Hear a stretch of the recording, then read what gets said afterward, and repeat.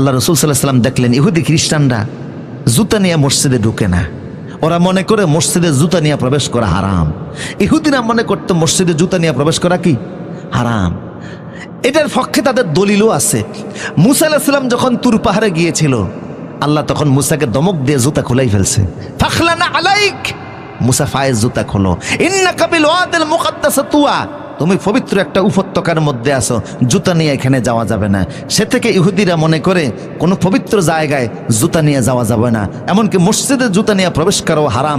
রাসূল বললেন এটা তাদের এই শরীয়ত মানা যাবে না। মুসলমান ইন্নাল ইয়াহুদা ওয়ান নাসারা লা ইউসাল্লুনা নিআলিহিম ওয়া খিফাফিহিম, ইহুদি খ্রিস্টান জুতা নিয়ে তারা মসজিদে ঢুকে না, হারাম মনে করে। আমি বলতেছি তোমরা জুতা নিয়ে নামাজও আদায় করো। আল্লাহু আকবার। জুতা নিয়ে কি পড়ো? নামাজ পড়ো। সাহাবা কেরাম জুতা নিয়ে নামাজ পড়তেন।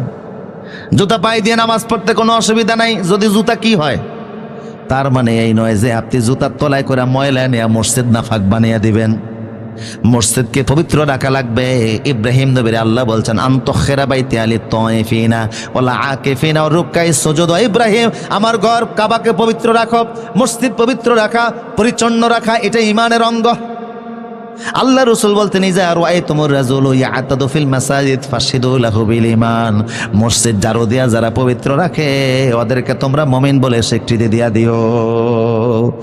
তাই মসজিদ পবিত্র রাখতে হবে, কিন্তু এমন জুতা পরলেন যেই জুতা নিয়ে মসজিদে ঢুকলে মসজিদ নাপাক হয় না, আর নামাজ পড়তে গেলে ওই রুকু সিজদার ব্যাঘাত ঘটে না। এই অবস্থায় জুতা নিয়ে নামাজ পড়াও জায়েজ আছে না নাই? আমার প্রিয় সহোদর, তার মানে হলো ইহুদি খ্রিস্টানদের বিধিবিধান মানা যাবে না।